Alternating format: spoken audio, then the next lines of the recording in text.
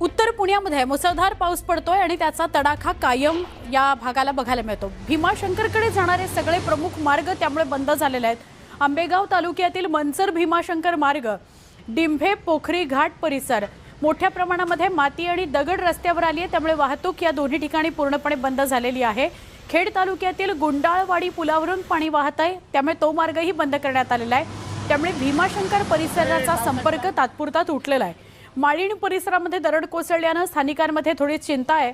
सतत सुरू असलेल्या पावसामुळे आणखी दरड कोसळू शकते अशी भीतीही त्यांनी व्यक्त केली आहे। जुन्नर तालुक्यातील सगळे प्रमुख पर्यटन स्थळे बंदीत आहेत, म्हणजे बंदी घालण्यात आली आहे, तिथे जाऊ नका असं सांगण्यात आलंय। पर्यटक आणि नागरिकांनी या मार्गाने प्रवास टाळा असंही आवाहन केलं गेलंय। आपण अधिक माहिती जाणून घेऊया सचिन तोडकर यांच्याकडून। सचिन, खरं तर उत्तर पुणे जिल्ह्यातील खेड, आंबेगाव, जुन्नर आणि शिरूर या तालुक्यात सततधार पाऊस सुरू आहे आणि या सततधार पावसामुळे संपूर्ण परिसर जो आहे या परिसरात पाणी झालं आहे। अनेक गावांमध्ये पाणी साचलंय, अनेक रस्त्यांवरती पाणी साचलंय, त्यामुळे अनेक ठिकाणी वाहतूक कोंडी झालेली पाहायला मिळते। अनेक मार्ग जे आहेत हे वाहतुकीसाठी बंद झालेत। त्याचबरोबर श्री क्षेत्र भीमाशंकरला जाण्यासाठी जे दोन महत्त्वाचे मार्ग आहेत, खेड तालुक्यातील आणि आंबेगाव तालुक्यातील, हे दोनही मार्ग बंद झाले आहेत।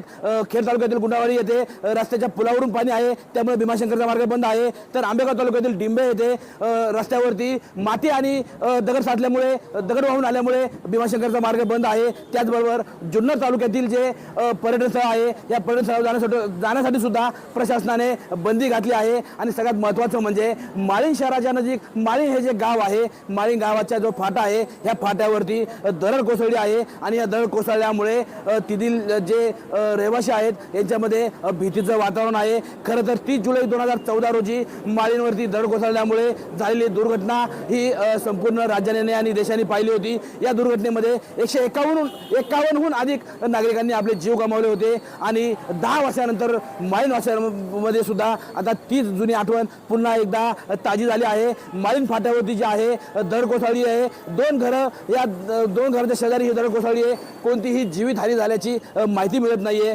मात्र आज माळीण फाट्यावरची दरड कोसळली आहे। या दरड कोसळल्यामुळे जे माळीण परिसरातील रहिवासी आहेत, जे जुन्या घटनेतून वाचलेत, ज्यांनी आपले नातेवाईक जे आहेत हे 2014च्या माळीण घटनेमध्ये गमावले होते, त्यांच्या आठवणी पुन्हा ताज्या झाल्यात आणि या संपूर्ण परिसरामध्ये कुठेतरी भीतीचं वातावरण आहे। त्याचबरोबर या भागात जी पसारवाडी आहे, ही पसारवाडी परिसरामध्ये दरड प्रवेश क्षेत्र आहे, त्यामुळे पसारवाडीमधील जे रहिवासी आहेत यांना रेस्क्यू करण्याचं काम आता प्रशासनाने सुरू केलंय। त्यांना सुरक्षित स्थळी हलवण्याचं काम प्रशासनाने सुरू केलंय आणि हा जो संपूर्ण परिसर आहे खेड, आंबेगाव, जुन्नर आणि शिरूर या परिसरामध्ये सर्वत्रच पाणी झालेली पाहायला मिळते। अनेक ठिकाणी रस्त्यांवरती पाणी आले। त्याचबरोबर या भागातून वाहणाऱ्या ज्या नद्या आहेत, ओढे नाले यांना पूर आलेत, नद्या दुतर्फा भरून वाहत आहेत, त्यामुळे नदीकाठच्या गावांना सतर्कतेचा इशारा देण्यात आला आहे आणि प्रशासनाने नागरिकांना जे आहे या परिस्थितीमध्ये घराबाहेर न पडण्याचं आवाहन केलेलं आहे।